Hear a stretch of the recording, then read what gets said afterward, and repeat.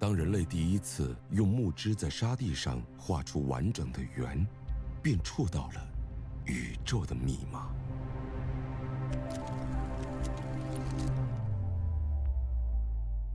这个没有起点与终点的几何体，是所有文明共通的语言。它丈量过古罗马的万神庙，镌刻在古埃及的壁画中，也流淌于古蜀人掌心的黄金之上。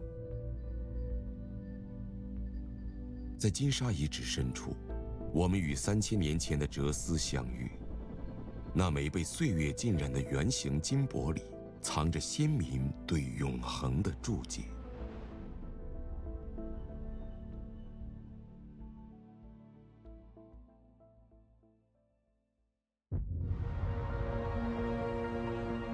太阳神鸟金饰，2001年出土于四川成都金沙遗址，为商周时期的金器。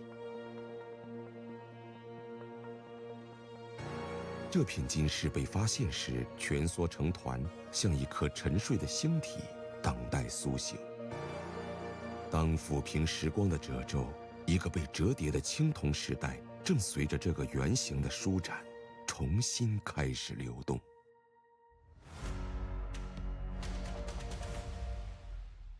太阳神鸟金饰外径12.5厘米，厚度仅0.2毫米，相当于2张A4 纸相叠的厚度，含金量高达94.2%。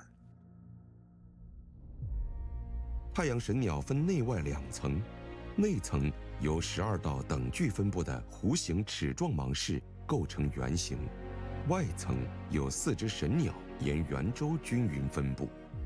整个图案仿佛4只神鸟托付着一个发出光芒的太阳，顺时针旋转，故得名太阳神鸟。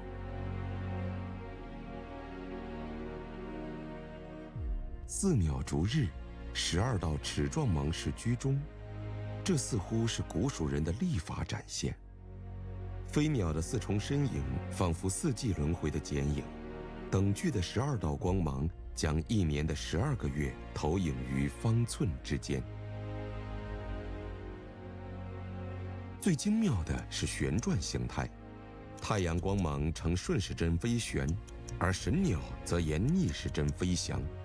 内外2个图案一顺一逆，让静态的黄金产生了时空的涡流。在同心圆构建的坐标系里，农耕文明终于将飘忽的日月锚定成可丈量的生命节律。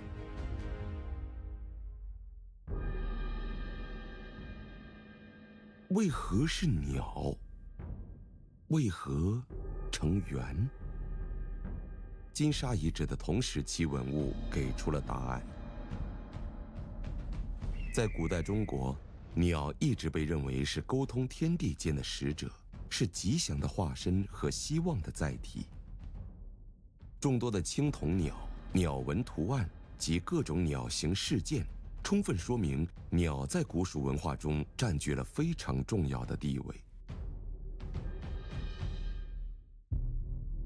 而圆形正是太阳的轮廓。在中华民族的古老神话中，太阳被奉为万物生长的源头，远古先民的生活脉搏与太阳的东升西落息息相关。古蜀人将这份崇拜融入于黄金的圆周之中，便是对太阳最直观的魔化与最虔诚的礼赞。2005年，太阳神鸟金饰被选为中国文化遗产标志。正如同圆的周而复始一样，3000多年前古蜀人留下的这个圆，仍在滚滚向前。金饰仍在博物馆恒温恒湿的展柜里匀速旋转，就像它诞生的那个清晨。12道光芒在21世纪的幕墙上投下与3000年前别无二致的光斑。3000年前，他们用金箔凝固天石